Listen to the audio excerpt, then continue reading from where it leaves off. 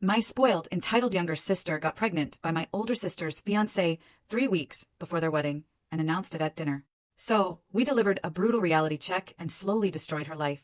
Can you imagine your own sister, the one you grew up with, tried to poison you while you were pregnant? Sounds like a horror movie, right? But for my sister, Rebecca, that was just the beginning of a twisted, years-long war for her life. And honestly, it still gives me chills. So, this whole nightmare started when my older sister, Rebecca, found out her fiancé, David, had been secretly sleeping with our younger sister, Jessica, for 6 months. And get this, Jessica was pregnant with his child. The betrayal ripped through our family like a wildfire. And Jessica, our golden child, was completely shameless. She ended up marrying David in the exact same venue Rebecca had booked, wearing a white dress, 7 months pregnant. It was a slap in the face. Rebecca was absolutely devastated at first. Jessica had stolen her wedding plans or vendors, even tried to get her hands on Rebecca's wedding dress. It was a calculated, cruel move.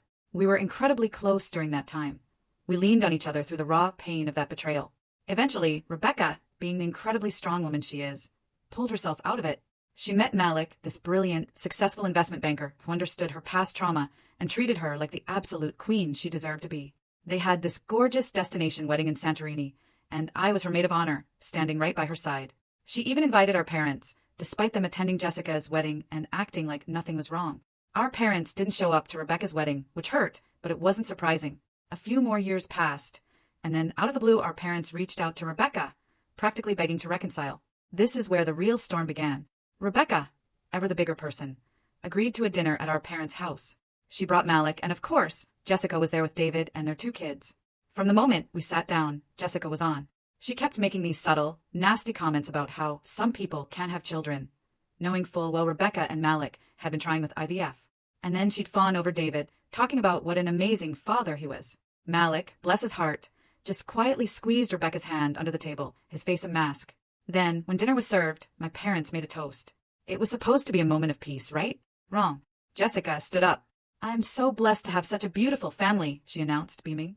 "And I'm pregnant again."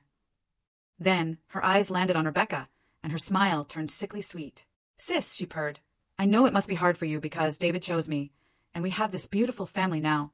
But thanks for your blessing. I know it must be hard for you to be here, knowing you can't have children while I'm on my 3rd. But I applaud your bravery." My blood ran cold. The sheer audacity. But this time, Jessica got the biggest reality check of her life. Malik, Rebecca's husband, who had been quietly investigating David's finances for months, stood up. The room went silent. "Actually, Jessica," he said, his voice calm, chillingly precise, "we have some news too. We're not only expecting twins through IVF." My jaw dropped. Twins. But I've also just finished acquiring David's company through a hostile takeover. As of Monday morning, your husband will be unemployed. David froze, his face draining of all color. Malik turned to him. "Oh, and those 3 other women you've been sleeping with? They've all been contacted by my wife's divorce attorney friend. Jessica," he looked back at her, "you might want to get tested. But here's the best part. Remember that prenup you signed because you were so desperate to marry him? Well, an infidelity clause means you get nothing. You're about to be a single mother of 3 with no income, no house, and a cheating husband who's about to be served divorce papers by the woman he's been seeing for the past year. She's pregnant, too, by the way." He took a step closer to Jessica. "You think you're so special because you won David? You want a man who cheats on everyone, including you? You destroyed my wife's life for a man who's been systematically cheating on you since your honeymoon. You're such a pathetic woman that you bragged about stealing him, not realizing you stole trash. My wife upgraded to someone who would never touch another woman, while you downgraded to someone who can't keep it in his pants. How does it feel to know your whole marriage is a lie? That your children will grow up knowing their father has multiple other families? Do you sleep well at night knowing he's with other women while you're home with the kids? Nobody respects a woman who steals another woman's man, but everybody pities a woman whose stolen man turned out to be worthless." Everyone in the room just stared. Then David's phone started buzzing, nonstop. The other women were posting about him on social media, and his divorce attorney was calling. But then Jessica started to laugh, a slow, unsettling cackle that made my skin crawl. She pulled out her phone. "You think you've won, Rebecca Malik?" she sneered, holding it up.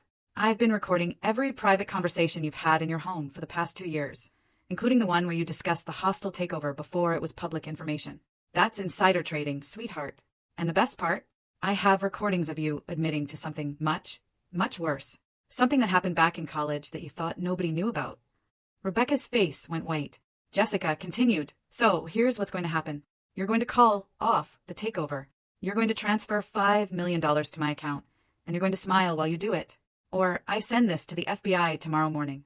Malik started to speak, but Jessica cut him off. Oh, and Malik? I have recordings of your, let's call them, creative tax strategies, too. Turns out David wasn't the only one who's been naughty. That's when Rebecca started to laugh. Not a cackle like Jessica's, but a quiet, chilling laugh I'd never heard before. She looked at Jessica with an expression I couldn't quite decipher. You really should have checked who actually owns the security company that installed those cameras. Jess, she said, her voice barely a whisper. The room went dead silent. Jessica's smirk faltered for the first time. What did you just say? She stammered. Rebecca stood up slowly, a protective hand resting on her stomach. I said, you should have checked who owns the security company. Plot twist. Little sister, I've known about your recordings for 18 months, and I've been feeding you exactly what I wanted you to hear. Every single word. Jessica's phone suddenly went black.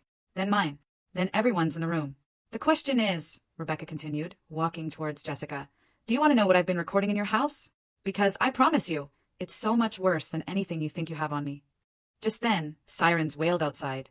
They grew louder, and through the dining room window, I saw an ambulance pull up to our neighbor's house. Mrs. Chun was being wheeled out. The timing was purely coincidental, but the tension in our dining room made it feel like those sirens were for us. Jessica's hands shook as she frantically pressed buttons on her dead phone. David stood frozen, his face cycling through confusion, anger, and fear. Our parents sat speechless, their eyes darting between their two daughters like they were watching a tennis match they couldn't comprehend. Rebecca pulled out her own phone, which somehow still worked perfectly. She tapped the screen a few times, and suddenly, Jessica's voice filled the room from hidden speakers. David's so stupid. He actually thinks those other women mean something. I've been moving money from his accounts for months. By the time I'm done with him, he'll have nothing left. The recording continued. Jessica's voice, clear as day, discussing her plans to frame Rebecca for various crimes, her schemes to turn their parents against her permanently, and the most damning of all, her confession about deliberately causing Rebecca's first miscarriage by slipping something into her drink at a family barbecue 2 years ago. My stomach dropped. A miscarriage. She caused it. David lunged for Rebecca's phone, but Malik stepped between them. Malik, who was smaller than David, didn't even raise his voice. Sit down, he said quietly. David, completely stunned, sat. Jessica's face had gone from red to white to green. She clutched her stomach, and for a moment I thought she might actually be sick right there on our mother's Persian rug. That's edited. Jessica stammered, tears springing to her eyes. You can't prove anything. Those recordings are fake. Rebecca smiled, and it wasn't a nice smile. Really? Because I have the originals, time-stamped, location tagged. Some of them even have video, Jess. Like the one where you're in my house going through my medical records while I was at my fertility appointments. Or the one where you're teaching your son to call me the sad auntie who can't have babies. He's 4, Jessica, 4 years old, and you're already teaching him cruelty. Our mother finally found her voice. Rebecca, Jessica, please, we're family. We can work this out without all this drama. Rebecca turned to her, and years of suppressed anger finally surfaced. She slept with my fiancé for 6 months. She wore white to her wedding while pregnant with his child. She used my wedding plans, my vendors, tried to steal my dress. And you called it drama? You attended her wedding like nothing happened. You chose her over me, just like you always have. We didn't choose sides, our father protested weakly. Silence is choosing a side, I found myself saying, my own voice shaking with years of frustration. Everyone turned to look at me. You've been silent about Jessica's behavior our whole lives. When she stole Rebecca's boyfriends in high school, you said boys will be boys. When she copied Rebecca's college essays and got into the same school, you said imitation was flattery. When she literally stole her fiancé, you said Rebecca should be happy for her sister. You've been choosing Jessica by enabling her for 28 years. Jessica, ever the manipulator, tried a different tactic. Tears. They came easily. They always had. I'm pregnant, she wailed. You can't do this to a pregnant woman. Think of my children. I am thinking of your children, Rebecca said coldly. They deserve better than a mother who lies, cheats, and steals. They deserve better than parents who teach them that hurting others is acceptable if you can get away with it. She turned back to her phone and pulled up another file. This one's my favorite, Jess. It's you and David arguing about his affairs. Not because you're hurt, but because, and I quote, those better not think they're getting any of my money. You knew about every single one of them. You didn't care as long as the checks kept coming. David's phone suddenly came back to life, buzzing with what seemed like 100 notifications at once. His face went pale as he read through them. The business accounts, they're frozen. All of them. How did you? Turns out, when you use company funds to pay for hotel rooms for your girlfriends, that's embezzlement, Malik explained calmly. The board was very interested in those receipts. They called an emergency meeting an hour ago. You're not unemployed yet, David, but you will be by morning. And those women you've been seeing? They've all been very cooperative with providing evidence, especially Samantha, the one who's pregnant. She's particularly angry about you telling her you were divorced. Jessica stood up abruptly, knocking over her water glass. You can't prove any of this. I'll sue you for defamation. I'll take everything you have. With what lawyer? Rebecca asked, a small, knowing smirk on her face. The one you've been having an affair with? Oh yes, I know about Marcus too. His wife knows now as well. She's also a lawyer, by the way, senior partner at their firm. I don't think Marcus will be taking your calls anymore. The room felt like it was spinning. Our parents looked like they'd aged 10 years in 10 minutes. David was frantically scrolling through his phone, presumably watching his life fall apart in real time. Jessica stood there, her mouth opening and closing like a fish out of water. Here's what's going to happen, Rebecca said, standing up fully and placing a protective hand over her belly. You're going to leave my house alone. You're going to stop spreading lies about me. You're going to get therapy, real therapy, not the kind where you manipulate the therapist into thinking you're the victim. And you're going to stay away from me and my family. Or what? Jessica snarled, the mask finally completely off. You'll release some edited recordings? You think you've won? I'll destroy you. I'll make sure everyone knows what kind of person you really are. Rebecca pulled up one final video on her phone. It was Jessica, sitting in what looked like Rebecca's bedroom, holding a bottle of pills. These should do it, Jessica's recorded voice said. A few of these in her smoothie and bye-bye, baby. She'll think it's another miscarriage. Poor Rebecca. The room went completely silent. Even the sirens outside had faded away. You recorded yourself planning to poison me, Rebecca said quietly, her voice laced with an unimaginable pain. You recorded yourself actually doing it, and you kept the video. Why, Jess? As a trophy. Jessica's legs gave out. She collapsed into her chair, all fight gone. I didn't mean it, wasn't supposed to. To what? Rebecca cut her off, her voice rising. Kill my baby? Just make me sick enough to miscarry? What exactly was your plan? Our mother started crying. Real tears, not the manipulative kind Jessica wielded like weapons. My babies, she sobbed. What have you done? What have we done? You enabled a monster, I said flatly, my gaze fixed on my parents.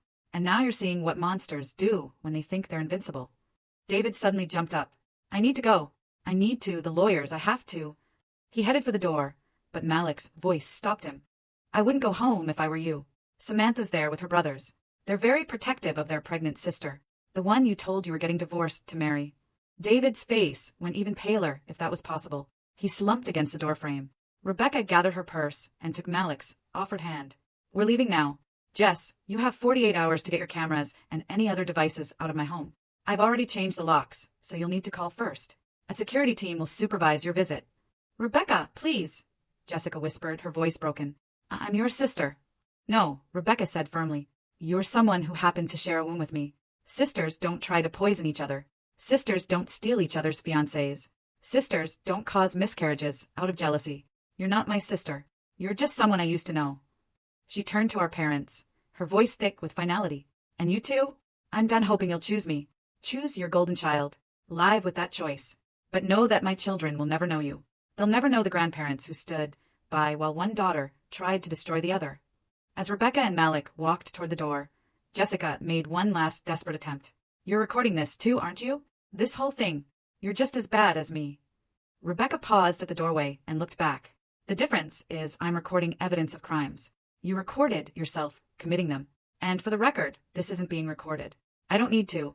Everyone here heard everything. Mom, Dad, David, our sister. Everyone knows who you really are now. She paused. That's punishment enough. They left, and the silence that followed was deafening. Jessica sat at the table, staring at her hands. David stood frozen by the door. Our parents held each other, looking utterly lost and broken. I stood up to leave, too. Where are you going? My mother asked desperately. To Rebecca's, I said simply. To celebrate the twins with my actual sister. The one who never tried to poison anyone. The one you should have protected instead of enabling her abuser. As I walked out, I heard Jessica start to sob. Not the fake tears she'd perfected over years of manipulation, but real, ugly crying.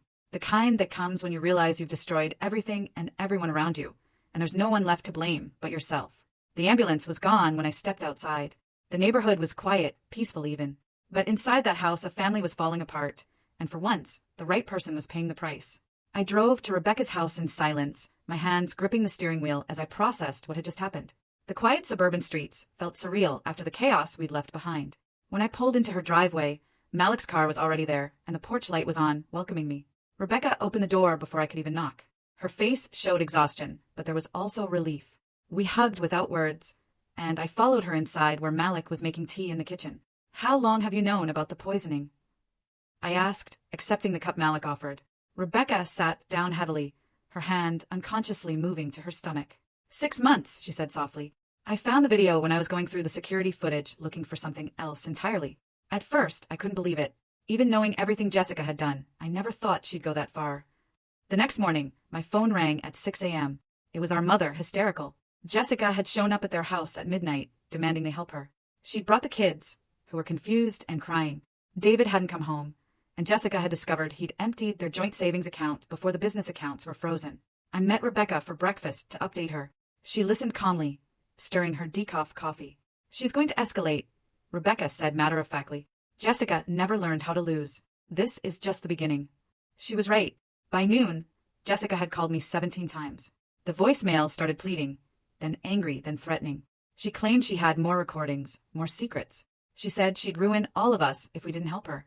That afternoon, Rebecca invited me to her home office. The walls were covered with timelines, documents, photographs. It looked like a detective's investigation board. "I've been preparing for this for 2 years," she explained. "Every move Jessica might make, every lie she might tell, I've anticipated it." She showed me folders of evidence, bank statements showing Jessica's theft from David's accounts, text messages between Jessica and her various affair partners, even recordings of Jessica coaching her children to be cruel to Rebecca at family gatherings. "The worst part," Rebecca said, pulling out another folder, "is what she's done to those kids. She's been using them as weapons since they were born." 3 days passed in relative quiet. Then Jessica made her next move. She showed up at Malik's investment firm with her children in tow, causing a scene in the lobby. She accused him of destroying her family, of stealing from innocent children. Security had to escort her out, but not before several clients witnessed the spectacle. Malik came home that evening looking stressed for the first time since this began. "She's trying to damage my professional reputation," he told Rebecca. "My partners aren't happy about the drama." Rebecca squeezed his hand. "I'm sorry. I never wanted this to affect your work." "Hey," Malik said firmly. "We're in this together. I knew who Jessica was when I married you. This isn't your fault." But Jessica wasn't done. The next day, she created social media accounts under fake names and started posting Rebecca's personal information online. She shared twisted versions of their childhood, painting Rebecca as the jealous sister who'd always resented Jessica's success. She even posted photos from Rebecca's first wedding planning, claiming Rebecca had stolen the ideas from her. I spent hours reporting the accounts, but new ones kept appearing. Rebecca remained calm, documenting everything. "Let her dig her own grave," she said. "Every post is evidence of harassment." A week later, Jessica tried a different approach. She had the children call Rebecca, crying about how they missed their Auntie Becca. The 4-year-old's voice was coached, obviously reading from a script Jessica had written. "Mommy says you hate us now. Why don't you love us anymore?" Rebecca had to leave the room after that call. It was the first time I'd seen her cry since this all started. "Those are kids," she whispered, tears streaming down her face. "They don't deserve this." Meanwhile, David had resurfaced. He'd been staying with Samantha, the pregnant woman he'd been seeing. But that arrangement exploded when 2 of his other girlfriends showed up at her apartment. The resulting confrontation made it onto neighborhood social media pages, with videos of David being chased down the street by 3 angry women. He called me desperate. "You have to help me talk to Rebecca. This has gone too far. I'll do anything to make it stop." "You made your choices, David," I told him. "You destroyed your own life." Rebecca just held up a mirror.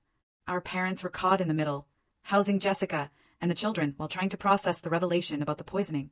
Mom called me daily, alternating between defending Jessica, she was probably joking in that video, and expressing horror. How could she do that to her own sister?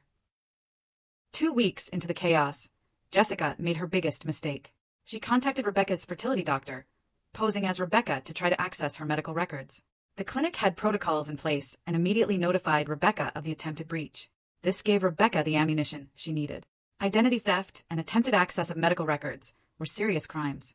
She filed a police report, finally involving authorities, but only for these specific incidents, not the broader family drama. Jessica panicked. She showed up at my apartment at 2 a.m., pounding on the door. "You have to make her stop," she screamed through the door. "I'm your sister, too. How can you take her side?" I called building security without opening the door. As they escorted her out, she screamed threats about ruining my life. Too, how she knew things about me that would destroy my career. Empty threats, but the neighbors heard everything. The next morning, Rebecca's lawyer sent Jessica a cease and desist letter. It outlined every incident of harassment, every threatening message, every attempt to damage Rebecca and Malik's reputations. It was comprehensive and damning. Jessica's response was to try to manipulate our parents into taking out a loan to help her. She claimed she needed money for a lawyer to fight Rebecca's lies. Dad, showing backbone for the first time in my memory, refused. "We've enabled you enough," he said. "You poisoned your sister. You recorded yourself doing it. There's no excuse for that." This rejection broke something in Jessica. She started making increasingly erratic decisions. She pulled the children out of school, claiming Rebecca had spies there. She moved out of our parents' house and into a motel, dragging the confused kids with her. Child Protective Services got involved after the school reported the children's absence and Jessica's concerning behavior. This wasn't Rebecca's doing, but Jessica blamed her anyway. The social worker who visited found the children living in chaos, eating fast food for every meal, while Jessica spent her time creating fake social media accounts and recording rambling videos about how she was being persecuted. During this time, Rebecca focused on her pregnancy. The stress was affecting her health, and her doctor put her on partial bed rest. I spent most evenings at her house, helping with meals and just being present. We didn't talk about Jessica during these visits. Instead, we planned for the twins, discussed baby names, and watched mindless TV shows. But Jessica wouldn't let us have peace. She discovered where Rebecca's doctor's appointments were and started showing up at the medical building. She wouldn't approach Rebecca directly, just stood in the parking lot watching. It was deeply unsettling. Malik hired private security to accompany Rebecca to appointments. Jessica filmed the security guards and posted videos claiming Rebecca had hired thugs to intimidate her. The comments on these videos were not what Jessica expected. Most people could see through her manipulation and called her out for stalking a pregnant woman. 3 weeks into this nightmare, David's life completely imploded. The board officially fired him for embezzlement. His assets were frozen pending investigation. Samantha had her baby, a girl, and immediately filed for child support. The other women he'd been seeing came forward with their own claims. He was facing financial ruin from multiple directions. In desperation, David did something unexpected. He went to the police and confessed to everything.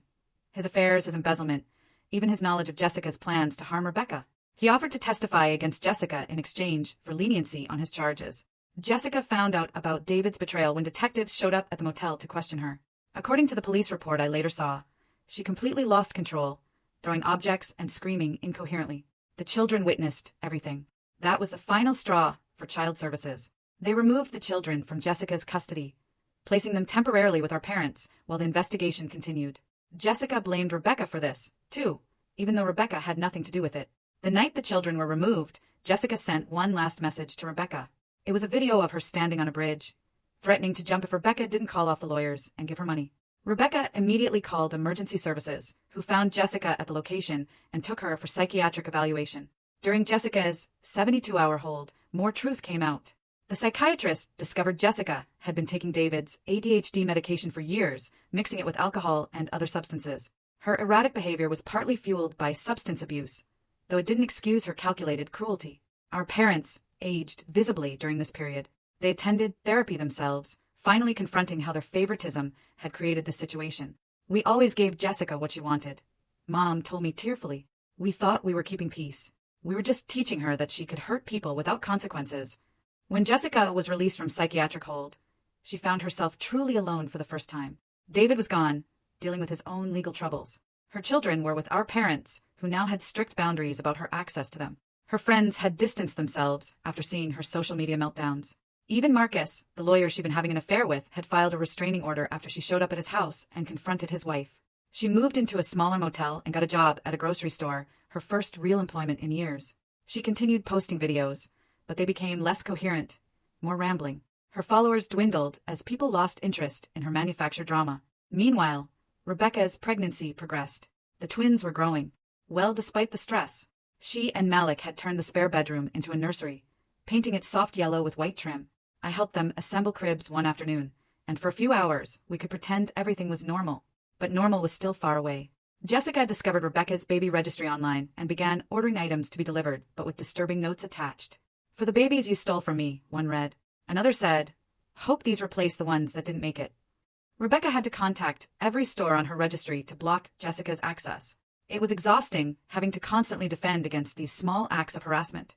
But Rebecca remained methodical, documenting everything, building her case. 6 weeks after the dinner confrontation, Jessica made one final desperate play. She contacted a tabloid journalist, offering to sell her story about the evil sister who destroyed her life. She provided the recordings she'd made, the ones she thought showed Rebecca and Malik confessing to crimes. The journalist, however, was more interested in Jessica's own admissions on those recordings instead of the exposed Jessica wanted. The article focused on her confession to poisoning her pregnant sister. Jessica had accidentally given them evidence of her own crimes while trying to frame Rebecca. When the article came out, Jessica's remaining support evaporated. The few people who'd believed her victim narrative were horrified by her own words admitting to causing Rebecca's miscarriage. Even online, where she'd found some sympathizers, people turned against her. Our parents finally took decisive action. They filed for temporary custody of Jessica's children and began the process of protecting them from their mother's influence. It was painful for them, but they recognized that those children needed stability and safety.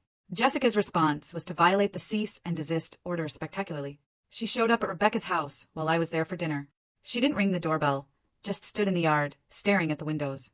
When Malik went out to tell her to leave, she started screaming about how Rebecca had ruined her life, how she'd stolen everything. The neighbors called the police. As they arrived, Jessica pulled out her phone and started live streaming, claiming she was being arrested for loving her sister too much. The officers were professional, but firm. She was violating a legal order. She needed to leave or face arrest. Jessica chose arrest. As they handcuffed her, she looked directly at the camera and said, "Rebecca, I know you're watching. This isn't over. You took everything from me. My husband, my children, my life. I'll never stop making you pay." But even as she said it, you could see the defeat in her eyes. She'd lost everything. Not because Rebecca had taken it, but because she'd destroyed it herself with her lies, her cruelty, and her inability to accept responsibility for her actions. I stayed with Rebecca that night. She was shaken by Jessica's appearance, but also strangely calm. "I knew it would come to this," she said. "Jessica always has to have the last word, even when she's already lost." The arrest was a violation of her cease and desist, which meant actual legal consequences. Jessica spent the night in jail and was released on bail the next morning. Our parents, finally drawing firm boundaries, refused to pay her bail. She had to use a bail bondsman, adding another financial burden to her mounting problems. The stress of everything was taking its toll on Rebecca. Her doctor was concerned about her blood pressure and the risk of early labor. She was put on complete bed rest for the remainder of her pregnancy. Malik took time off work to care for her, and I arranged my schedule to be there during the days when he couldn't. During this quiet period, Rebecca finally opened up about the depth of Jessica's betrayal. "It wasn't just David," she said one afternoon. "It was every boyfriend I ever had, every achievement I worked for, every moment of happiness. She couldn't stand to see me have anything she didn't." She showed me old diaries from high school where she documented Jessica's systematic campaign to undermine her. Teachers Jessica had charmed into giving Rebecca lower grades. Friends Jessica had turned against her with carefully placed lies. Opportunities Jessica had sabotaged with anonymous complaints. "I thought getting away for college would help," Rebecca continued. "But she followed me, applied to the same school using my essays, got into my sorority, even dated my ex-boyfriends after I broke up with them, just to prove she could." The pattern was clear and disturbing. Jessica's entire identity seemed built around taking things from Rebecca. Without that dynamic, she didn't know who she was. And now, with nothing left to take, she was falling apart. 2 months after the confrontation, the legal consequences began catching up with everyone. David pleaded guilty to embezzlement charges and received 2 years in prison, though he'd likely serve less with good behavior. His testimony against Jessica was part of his plea deal. Jessica's trial for identity theft and harassment was set for the following month. Her public defender advised her to take a plea deal, but Jessica refused. She insisted on her day in court, convinced she could make everyone see that she was the real victim. Our parents struggled with the decision to testify against Jessica. They'd already provided statements about the poisoning video and Jessica's confession, but taking the stand felt like a final betrayal of their daughter. Their therapist helped them see it differently. Testifying was about protecting the grandchildren and holding Jessica accountable, not about choosing sides. During this time, Rebecca went into early labor. The stress had finally overwhelmed her body's ability to protect the pregnancy. I was with her when her water broke, 5 weeks before her due date. The rush to the hospital was terrifying, with Rebecca gripping my hand and whispering, "Not again. Please, not again." But this time was different. The twins, a boy and a girl, were born small but healthy. They spent 2 weeks in the NICU, but there were no serious complications. Rebecca and Malik named them Alexandra and Nicholas. New beginnings, with no connection to the family drama. Jessica found out about the births through social media. Someone had posted congratulations on Malik's company page. Her reaction was to send a card to the hospital. Congratulations on stealing my life so completely. Enjoy my leftovers. Hospital security intercepted the card, adding it to the evidence file for Jessica's upcoming trial. Even in what should have been Rebecca's moment of joy, Jessica couldn't resist trying to cause pain. As the twins came home and life settled into a new routine, the extended family began to heal. Our parents, granted temporary custody of Jessica's children, worked with therapists to undo the damage of their mother's manipulation. The children slowly began to understand that love didn't mean hurting others, that family meant support, not sabotage. David, from prison, sent a letter of apology to Rebecca. It was rambling and self-pitying, but he did acknowledge the pain he'd caused.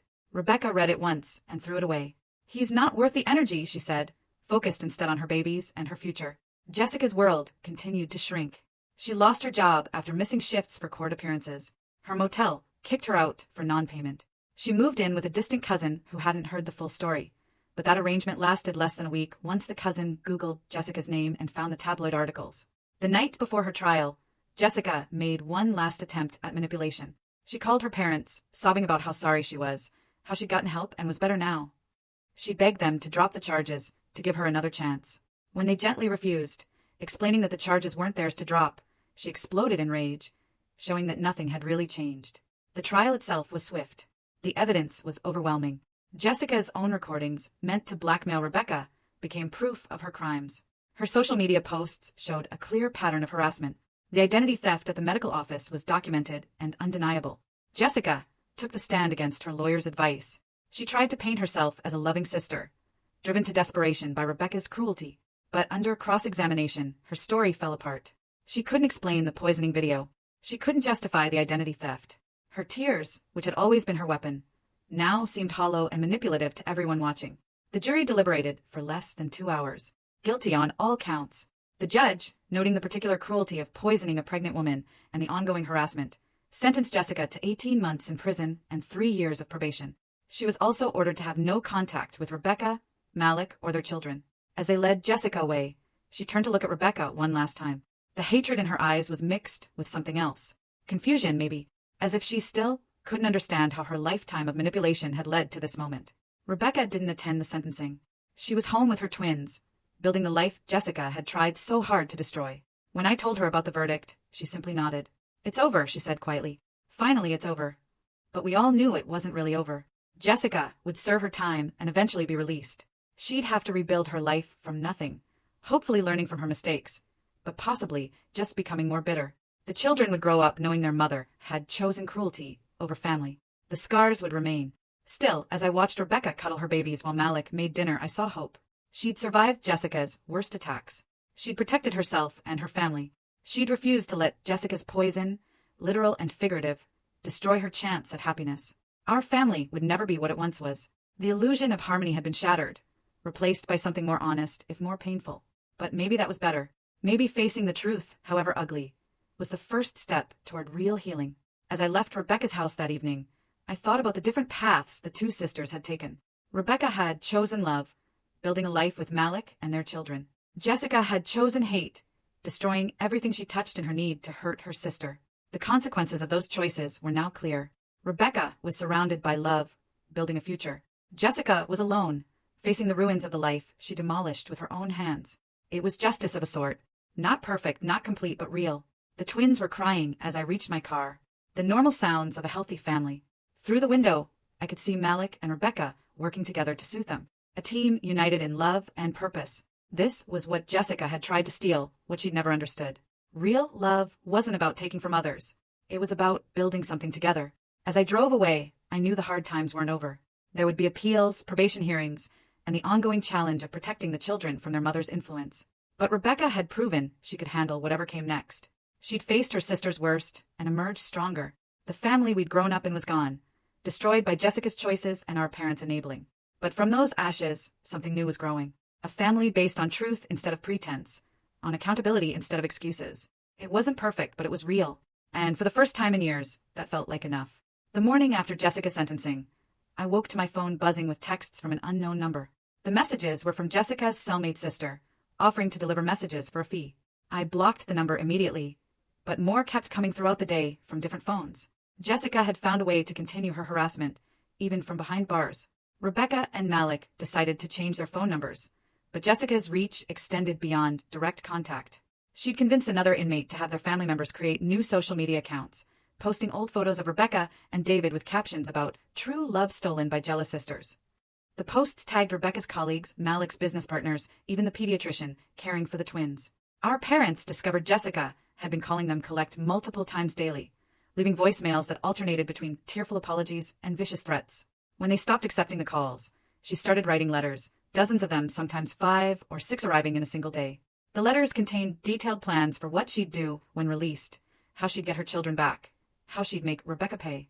One letter particularly disturbed our father. In it, Jessica described watching Rebecca's house, noting the times Malik left for work, when I visited, even when the mail was delivered. The details were too accurate to be guesswork. Someone on the outside was feeding her information. That someone turned out to be Klaus, a man Jessica had met through a prison pen pal website. He'd been visiting her regularly, bringing her commissary money, and promising to help her get revenge on Rebecca. Our parents only discovered this when Klaus showed up at their house, claiming Jessica had sent him to collect her belongings, which apparently included family photo albums and Rebecca's old yearbooks. Dad refused to let him in, but Klaus returned the next day and the next. He'd park outside their house for hours, just watching. When Mom finally called the police, Klaus insisted he was just visiting his fiancé's family. Jessica had apparently accepted his proposal during a jailhouse visit, despite having known him for less than 2 months. Rebecca hired a private investigator to look into Klaus. What they found was disturbing. A history of attaching himself to incarcerated women, draining their families of money with promises to help their loved ones. He had 3 restraining orders from previous fiancés' families. But Jessica either didn't know or didn't care. She'd found someone willing to be her weapon on the outside. The investigator also discovered something else. Klaus had been in contact with David's former mistresses, trying to gather dirt on Rebecca and Malik. Most had refused to talk to him, but one, a woman named Victoria, had been feeding him information in exchange for money Jessica promised she'd have soon. This explained the accurate details in Jessica's letters. Victoria worked at a coffee shop near Rebecca's neighborhood and had been noting their routines. When confronted by the investigator, she broke down and admitted Klaus had promised her $5,000 for information that could destroy Rebecca's perfect life. Meanwhile, Jessica's children were struggling. The oldest had started having nightmares, calling out for Mommy in his sleep. The middle child had become withdrawn, refusing to speak at school. The youngest, barely 2, kept asking when Mommy was coming home. Our parents were doing their best, but the children needed more help than they could provide. Rebecca made a difficult decision. Despite the no-contact order, she felt responsible for her nephews and niece. She couldn't interact with them directly, but she set up education funds for each child and arranged for a child psychologist to work with them weekly. The bills went to our parents, but Rebecca paid them quietly, never seeking recognition. Klaus escalated his harassment. He started showing up at Malik's office, claiming to have business proposals. When security turned him away, he'd wait in the parking garage, approaching Malik's colleagues with stories about how Malik had destroyed an innocent family. Several clients expressed concern, and Malik's partners called a meeting to discuss the situation. Malik handled it brilliantly. He presented all the documentation, the restraining orders against Klaus, Jessica's conviction, the evidence of her crimes. His partners were appalled, not at Malik, but at the lengths Jessica was going to from prison. They hired additional security and banned Klaus from the building. But Klaus wasn't done. He showed up at the twins' daycare, claiming to be their uncle. The daycare followed protocol and called Rebecca immediately. She arrived to find Klaus arguing with the director, insisting he had a right to see his family. The police arrested him for trespassing, but he was released within hours. That night, Rebecca found Klaus in her backyard.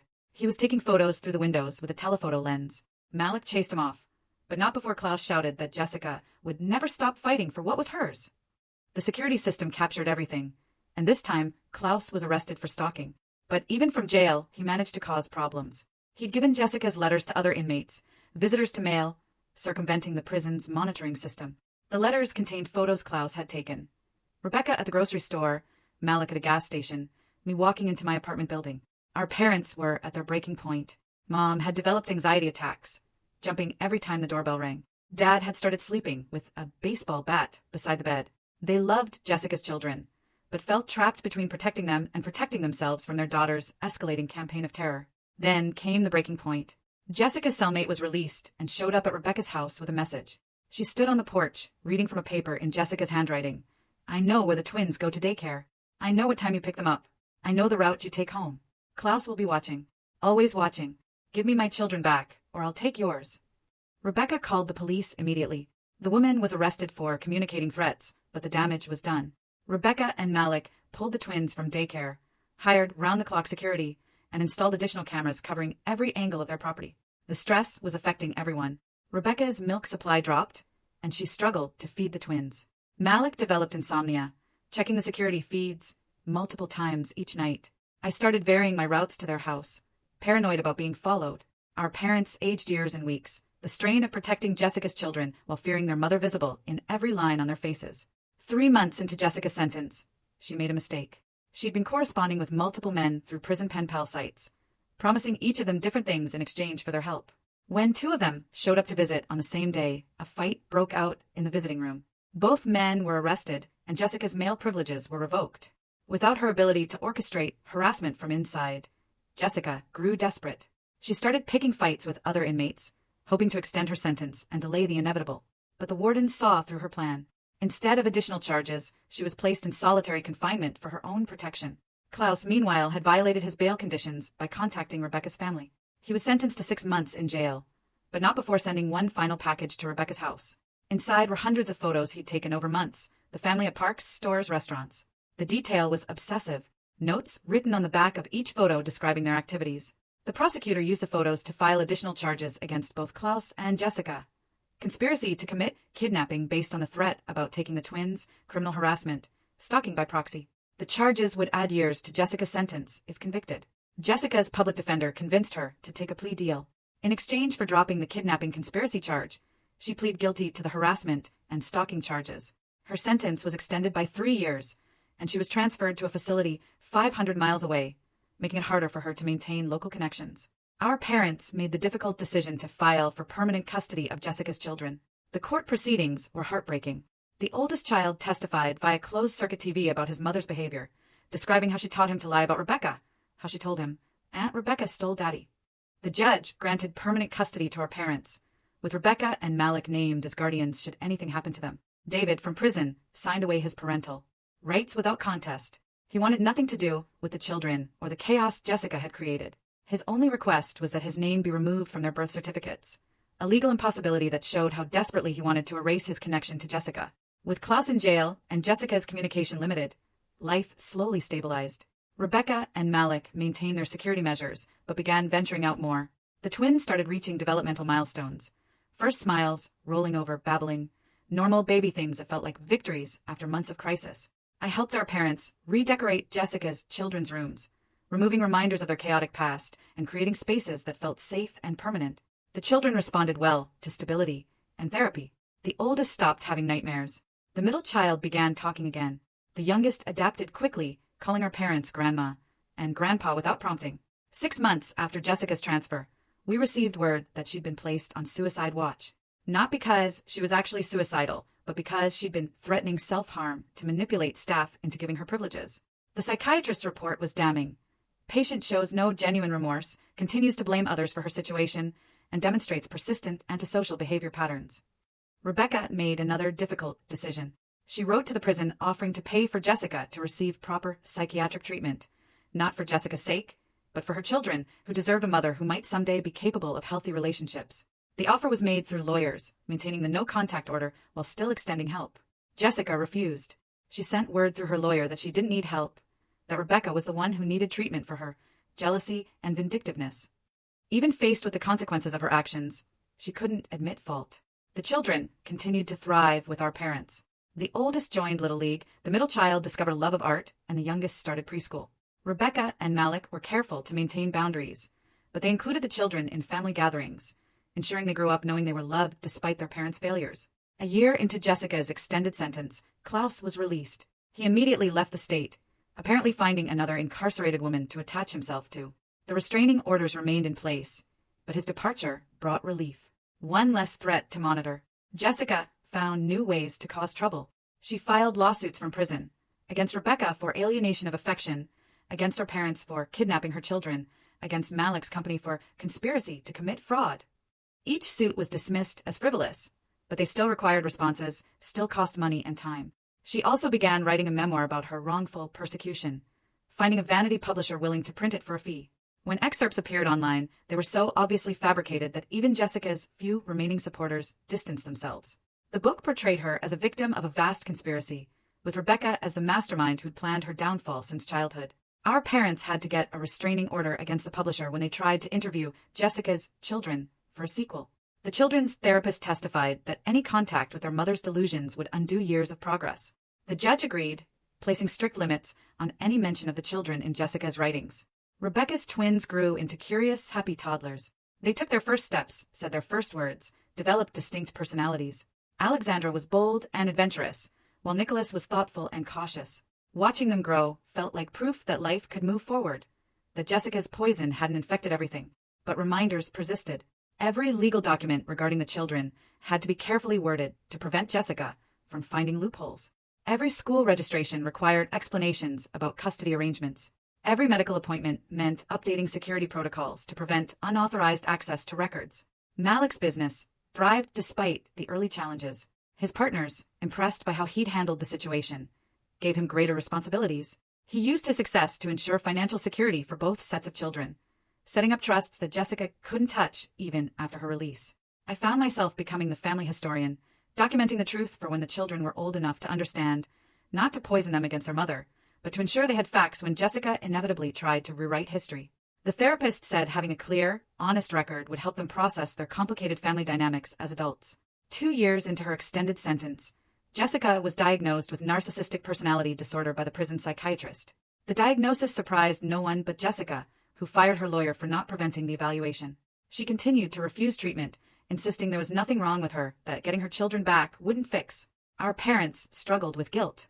They wondered if different choices might have prevented this outcome. Their therapist helped them understand that while they'd enabled Jessica's behavior, her choices were her own. They couldn't have loved her into being a different person. Rebecca rarely spoke about Jessica anymore. When asked, she'd simply say her sister was away and change the subject. But I knew she checked the prison website regularly, monitoring Jessica's release date, preparing for the inevitable return. The children grew more resilient each year. They knew their mother was in prison, but not the details. The therapist advised age-appropriate honesty, so they understood their mother had made bad choices, but wasn't a bad person. It was a delicate balance, protecting them while preparing them for future contact if Jessica ever genuinely changed. 3 years passed. Klaus died in a drunk driving accident, removing one future threat. David was released on parole and immediately left the state, wanting no part of his former life. He never attempted contact with his children, biological or otherwise. Jessica's behavior in prison gradually improved, not because she'd changed, but because she'd learned that good behavior meant earlier release. She attended required programs, worked in the prison library, and avoided major infractions. But letters to our parents revealed her true thoughts, elaborate plans for regaining custody, forcing Rebecca to pay for her crimes, and reclaiming her stolen life. As Jessica's release date approached, Rebecca and Malik made preparations. They upgraded security systems, renewed restraining orders, and created detailed safety plans. The children's schools were notified, with Jessica's photo distributed to all staff. It felt like preparing for a storm, necessary but exhausting. Our parents decided to move. They found a house in a gated community 2 hours away, far enough to discourage casual harassment, but close enough to maintain family connections. The children adjusted well, making new friends and thriving in their new schools. Rebecca helped with the move, packing years of memories while trying not to think about why it was necessary. In Jessica's old room, she found a box of childhood photos, the two of them at birthday parties, family vacations, school events. Before everything went wrong, she kept one photo, tucked it away in a drawer, a reminder of the sister she'd once had before jealousy and hatred consumed her. The twins started preschool, a milestone that felt monumental after everything. Rebecca watched them run into their classroom, backpacks bouncing, and felt a moment of pure joy. They were growing up free from the poison that had infected her childhood. That alone made everything worth it. As Jessica's release date drew closer, the family attorney filed for permanent restraining orders. The judge, reviewing the extensive history, granted them without hesitation. Jessica would be legally barred from contacting Rebecca, Malik, their children, or our parents. Violating the orders would mean immediate return to prison. A month before Jessica's release, she sent one final letter to our parents through her lawyer. She claimed to have found religion, to have changed, to want only to make amends. She begged for one chance to see her children, promising she'd respect all boundaries. Our parents, on advice from the children's therapist, declined. Trust once shattered so completely, couldn't be rebuilt with words. The children, now older and more aware, began asking harder questions. Why couldn't they see their mother? Why did she do bad things? Our parents answered honestly, but gently, focusing on the importance of choices and consequences. The oldest, now 8, nodded solemnly and said he understood. The younger 2 accepted the simple explanation that mommy needed to learn how to be kind before she could visit. Rebecca's twins flourished, unaware of the drama that had preceded their birth. They played with their cousins at family gatherings, the children forming bonds that transcended their complicated origins. Watching them together, it was possible to imagine a future where the past didn't define everything. The week before Jessica's release, Rebecca and Malik took a vacation. They needed distance, physical and emotional, from what was coming. I stayed with our parents, helping them prepare for whatever Jessica might do upon release. We installed new locks, updated emergency contact lists, and practiced safety protocols with the children. Jessica was released on a Tuesday morning. By noon, she'd already violated parole by attempting to access her children's school records online. Her parole officer warned her once. By evening, she'd been caught driving past her parents' old house, apparently unaware they'd moved. Strike 2. She lasted 3 days. On Friday, she appeared at Rebecca's empty house. They were still on vacation, screaming at the windows, demanding her life back. Neighbors called police. When officers arrived, Jessica attacked them, clawing and biting like a wild animal. She was arrested for assault, parole violation, and violating the restraining order. This time, the judge showed no leniency. Jessica was sentenced to 5 more years, the maximum for her violations. As they led her away, she screamed that she'd never stop, that Rebecca would pay, that the children belonged to her. The courtroom clerk later told me it was the worst meltdown she'd seen in 20 years. Rebecca and Malik returned from vacation to find their home undamaged, but surrounded by police tape. The security footage showed Jessica trying every window and door, growing increasingly frantic when she couldn't get in. It was disturbing to watch. This person who shared Rebecca's DNA reduced to such desperate madness. Our parents felt relief, mixed with profound sadness. Their daughter was gone, replaced by someone they didn't recognize. They continued therapy, working through grief for the child Jessica had been, and acceptance of the person she'd become. The therapist reminded them that protecting the grandchildren was their priority now. Those grandchildren continued to thrive. They joined sports teams, excelled in school, made friends. Normal childhood experiences that felt like miracles considering their origins. Rebecca and Malik were the fun aunt and uncle who attended every game and recital, providing stability and love without overstepping boundaries. Life settled into new rhythms. Birthday parties without fear of disruption. Holidays celebrated in peace. Family dinners where laughter replaced tension. The scars remained, but no longer defined daily existence. Jessica's children began to understand their story in age-appropriate ways. The oldest wrote a school essay about choosing kindness over anger, clearly processing his experiences. The middle child's art evolved from dark scribbles to bright landscapes. The youngest, with no memory of chaos, simply grew up loved and secure. Rebecca rarely mentioned Jessica anymore. When she did, it was with sadness rather than anger. She chose hatred, she'd say simply. I chose happiness. And she had. Despite everything Jessica had tried to steal or destroy, Rebecca had built a beautiful life. The twins started kindergarten, riding the bus with their cousins. Watching them board together, backpacks almost bigger than they were, our parents cried happy tears this time. The family had survived, transformed but intact. Jessica would serve her time and probably be released again someday. She'd likely violate parole again, return to prison again, repeat the cycle until age or exhaustion stopped her. But her power was gone. The family had learned to live without fear, to find joy despite her existence. In the end, Jessica had been right about one thing. Rebecca had won, not through manipulation or cruelty, but by choosing love over hate, building instead of destroying, protecting what mattered most. The twins' laughter echoed through the house. Proof that life, real life, had triumphed over Jessica's poison. Our family story wasn't unique. Toxic people exist in many families, causing pain and chaos until others learn to protect themselves. But survival was possible. Happiness was possible. Even after everything, love endured. As I finished writing this account, I realized Jessica had given us an unexpected gift. In trying to destroy Rebecca, she'd revealed our family strength. We'd faced the worst and emerged, not unscathed but unbroken. That was its own victory. The children were calling for dinner. Normal voices on a normal evening in a normal home. The most beautiful sound in the world. So, tell me, have you ever faced a family member who just refused to let you live in peace? What was the moment you finally realized you had to put yourself first? Share your stories in the comments below. I really want to know.